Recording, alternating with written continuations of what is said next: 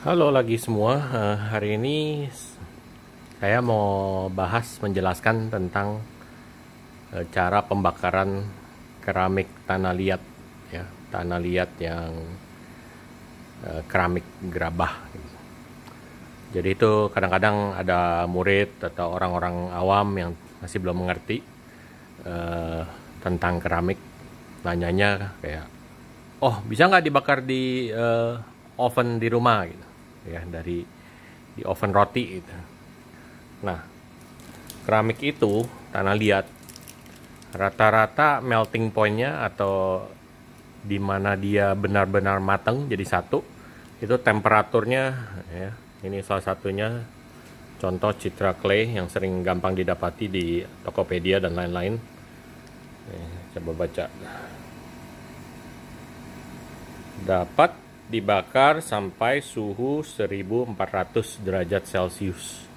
Nah, kalau oven di rumah itu maksimal biasanya cuman kayak 250 derajat Celcius atau 300 derajat Celcius. Jadi keramik itu tidak akan matang, tidak akan berubah secara komposisi menjadi permanen kalau cuman dibakar dengan suhu yang rendah begitu. Jadi pembakaran keramik itu biasanya pasti harus dengan tungku spesial yang dibuat dengan bahan-bahan yang bisa sampai tinggi, ya. Jadi ini tungku atau kalau di bahasa Inggrisnya kiln. Bacanya sebenarnya kill, ya. Tulisannya KILN, kiln. Tapi yang benar sebenarnya bacanya kill. Ini tungku itu sebenarnya seperti box saja, ya.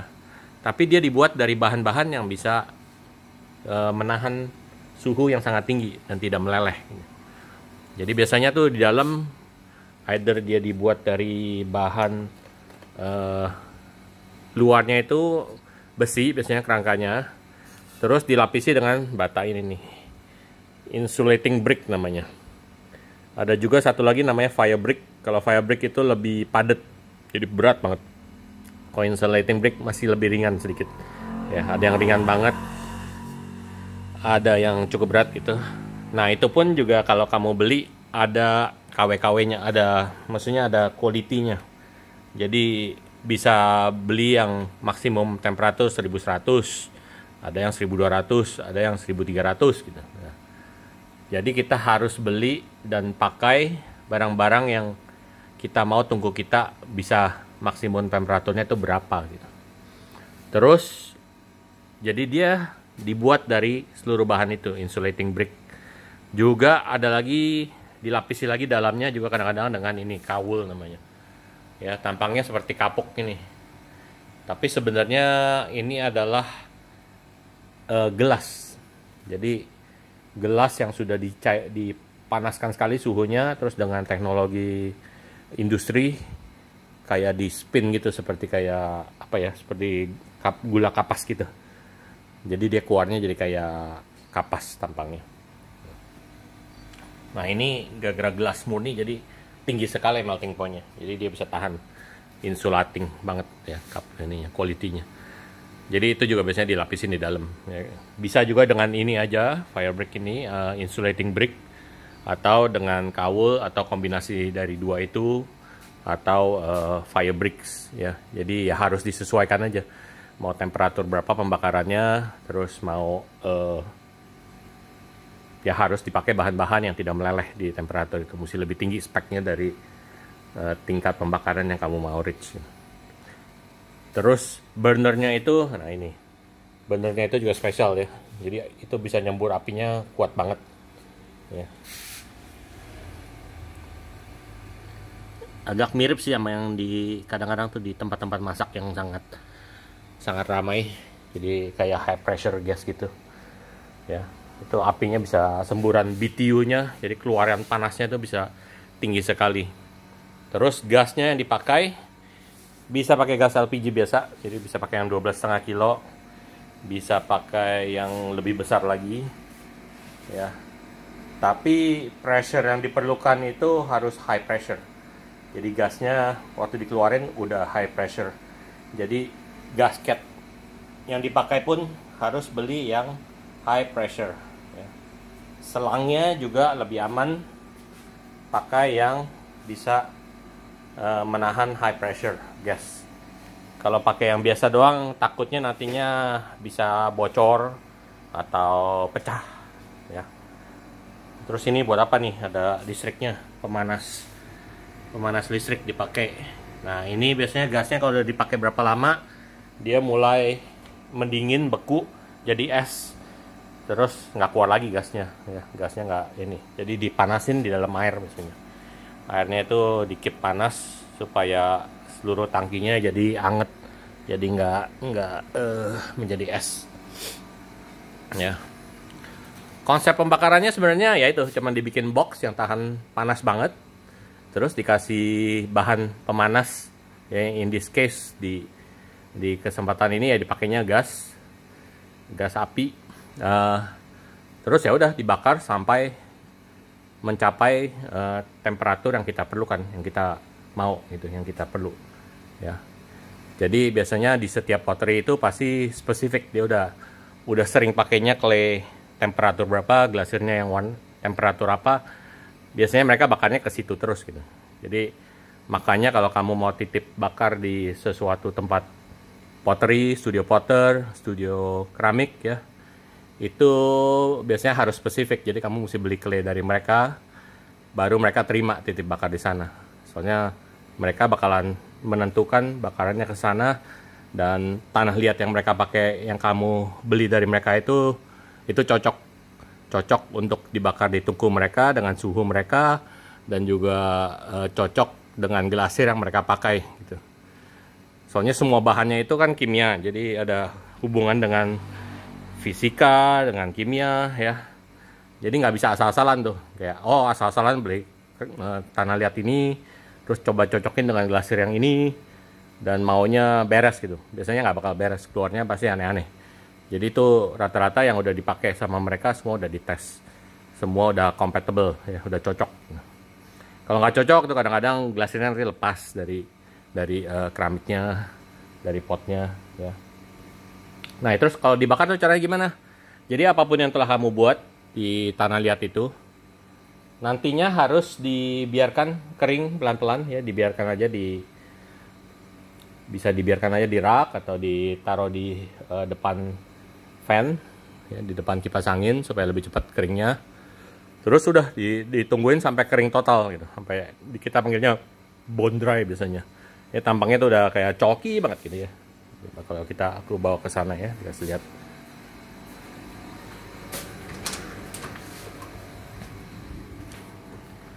Nah ini ya, ini udah dikeringkan beberapa hari dari pembuatan, jadi udah warnanya udah putih begini. Nah ini udah bone dry namanya. Ya kalau udah bone dry gini baru siap dimasukkan di tungku. Kalau dia masih terlalu basah, terus kita udah mulai bakar, panasin. Nah itu sering masalah. Jadi biasanya keramik nomor satu yang buat dia crack atau pecah waktu dibakar itu gara-gara masih ada moisture-nya di dalam clay-nya. Jadi kalau dipanasin, moisture-nya berubah jadi uap. Itu kan sudden burst of energy ya. Uapnya tuh nyebar gitu molekulnya. Nah itu bisa cause cracking atau pecah. Kalau drastis pecah gitu, kalau tebel banget.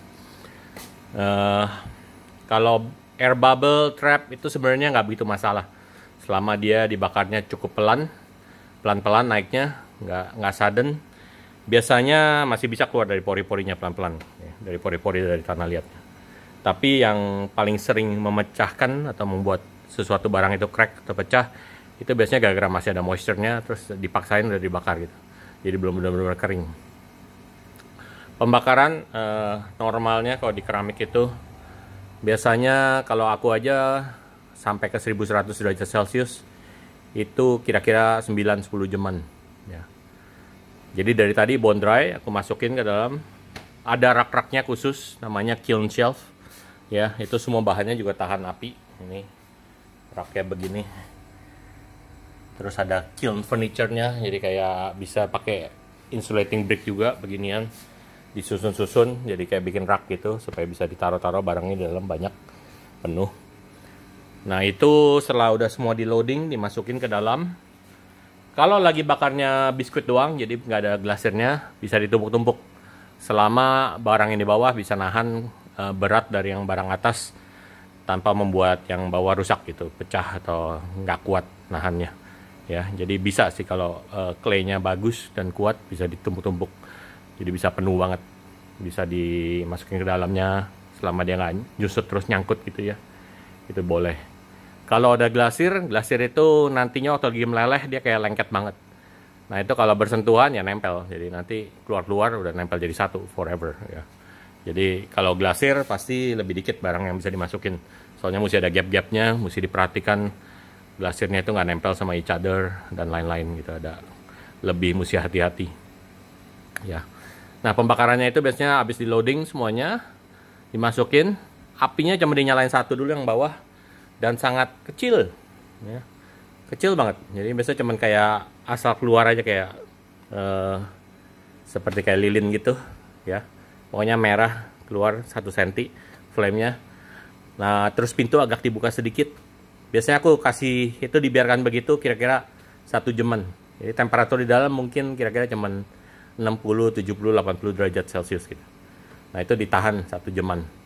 Terus nanti tutup lagi pintunya lebih celahnya supaya lebih rapet. Dibiarkan lagi 1 jaman.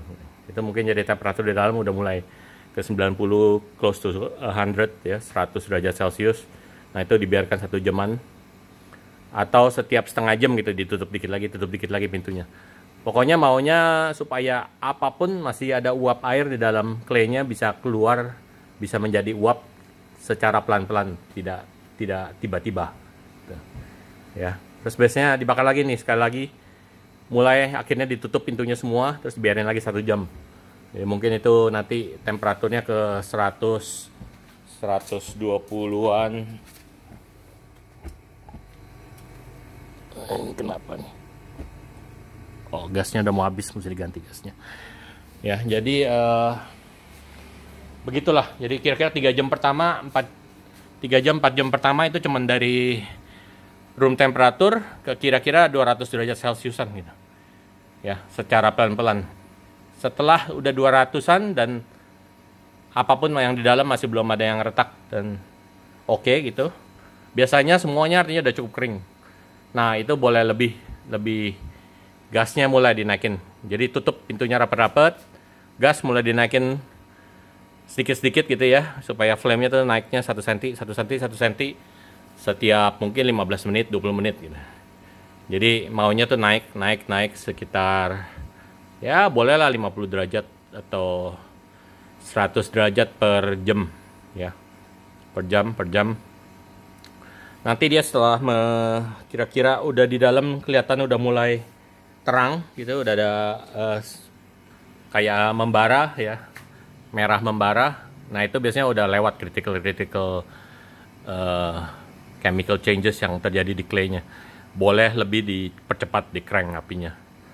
Jadi itu boleh digedekan apinya biasanya, tapi tetap ya gradual gitu, jangan tiba-tiba brus gede gitu. Itu biasanya masih bisa stress dan crack gitu ya clay-claynya. Jadi claynya itu ada juga nanti changes di kristalnya. Jadi itu pun juga jangan terlalu sudden gitu, jangan terlalu cepat. Nah itu udah, setelah itu ya udah mulai deh dibakar, bakar. Tambah gede, tambah besar apinya sampai nanti kalau udah cukup dibuka itu peep hole-nya, ada peep hole untuk ngelihat ke dalam kilnnya. Itu semua udah cukup terang, itu biasanya udah critical-nya udah lewat, boleh dinyalakan api yang kedua. Jadi yang depan biasanya aku mulai taruh, terus dibakar juga. Nah ini namanya peep hole ya, ada lubang di kilnnya, dibuat lubang. Ini dalam ini sekarang mungkin sekitar udah 1000 derajat lebih. Ya. Kalau 1000 derajat tuh biasanya kira-kira merah warnanya di dalamnya kalau dilihat. Kalau udah mulai agak ke orange kuning itu udah lebih panas. Ya. Itu terus dibakar terus pokoknya sampai di dalam. Nanti kita taruh sesuatu indikator. Jadi biasanya aku taruh kayak keramik dengan glasir ya, bubuk glasir yang aku pakai. Bisa dilihat dari peep hole-nya itu. Nah itu aku lihat itu sampai dia mulai menggumpal menjadi satu gitu, meleleh menjadi satu, jadi gumpalan. Terus dibakar terus sampai dia settle down, jadi kayak flat gitu. Nah kalau udah flat artinya sudah meleleh sempurna. Sudah seluruhnya meleleh, glasir yang aku bakar di dalam, dan sudah settle down, ya udah nempel banget di potnya. Itu artinya udah kelar gitu, pembakarannya. Jadi bukan kayak, oh aku pakai glasir yang meleleh di 1100, teng aku reach 1100 matiin, nggak bisa. Mesti dilihat dulu glasirnya udah meleleh atau belum. Jadi dia accumulation daripada panas, ya. Jadi bukan cuman harus reach temperatur itu, tapi reach temperatur itu dan ditahan sampai meleleh sempurna, baru kelar. Ya, kalau udah kelar, baru dimatiin, matikan semua apinya, tutup semua lubang-lubangnya, terus dibiarin cool down, biasanya kira-kira 24 jam. Kalau kilnya bagus banget, insulatingnya bisa lebih lama, bisa 2-3 hari cooling downnya. Gitu. Kalau dia masih terlalu panas, kita buka, terus ketipang udara angin, bisa lagi nge-stress gelas yang kan ada covering gelasnya sekarang. Nah, gelasnya itu crack, atau kalau parah banget ya keramiknya crack gara-gara thermal shock. Jadi kayak panas-panas ditiup angin dingin. Ya, jadi itulah pembahasan singkat penjelasan gimana ngebakar keramik. Ya. Nah, kalau udah keluar dari kiln ini itu udah permanen barangnya. Jadi barang itu kalau kamu pendam di dalam tanah atau lempar di laut dan tidak dipecahkan atau dibakar lebih panas lagi dari apa yang seharusnya gitu ya, meleleh, itu bakalan last hampir forever gitu. Jadi makanya kalau barang arkeolog ditemukan itu bahan-bahan keramik bisa dari ribuan tahun yang lalu masih utuh ya.